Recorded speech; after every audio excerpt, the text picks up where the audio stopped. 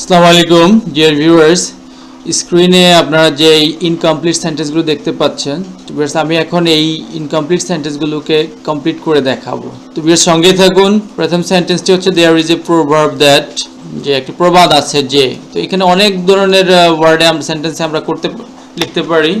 দেয়ার is, যেমন there is a will, where there is a will there is a way.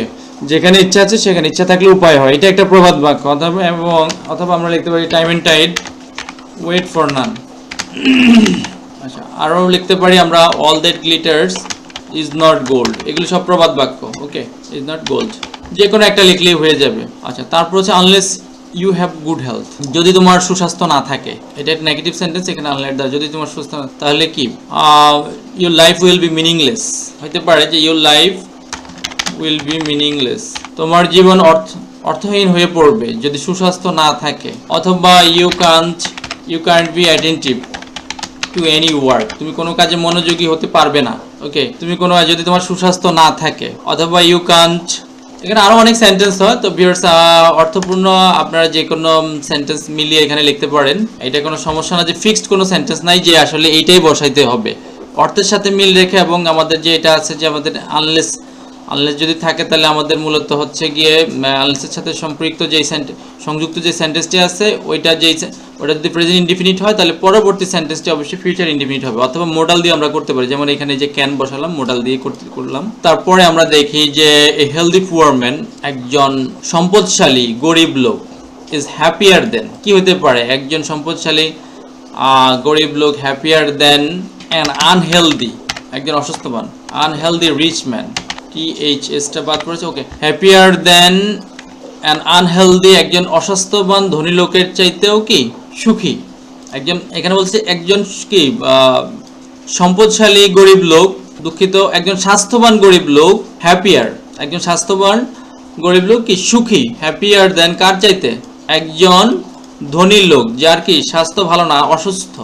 একজন অসুস্থ ধনী লোকের চাইতেও সে কি সুখী। এটাই।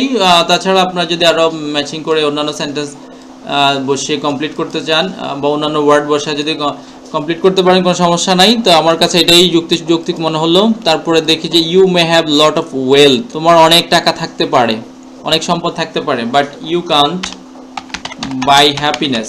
ওকে, কিন্তু তুমি কি সুখ কিনতে পারবে না। টাকা আছে অনেক, তুমি কি সুখ কিনতে পারবে না। তাছাড়া আরও সেন্টেন্স হয়, যেমন but without good health it is meaningless, মানে হচ্ছে যে আসলে সুস্বাস্থ্য ছাড়া এই সম্পদটাই কি অর্থহীন। ওকে, তো এটাও হয়। তো ভিউয়ার্স, আপনাদেরকে একটু ভাবতে হবে, ভেবেই আসলে সেন্টেন্স মিলে লিখতে হবে।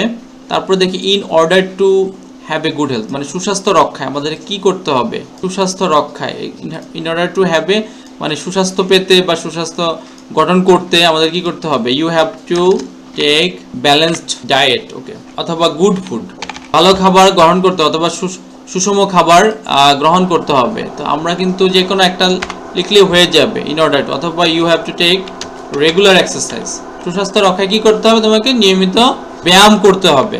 তো যে কোনো একটা দিলেই হয়ে যাবে। ওকে, যে কোনো একটা সেন্টেন্স আমাদের এখান থেকে লিখলেই হয়ে যাবে। আমাদেরকে জাস্ট হচ্ছে যে সেন্টেন্স প্যাটার্ন আছে, এই সেন্টেন্স প্যাটার্নের সাথে মিল রেখে, গ্রামাটিক্যাল রুলস অনুযায়ী মিল রেখে আমরা যে কোনো সেন্টেন্স তৈরি করতে পারবো।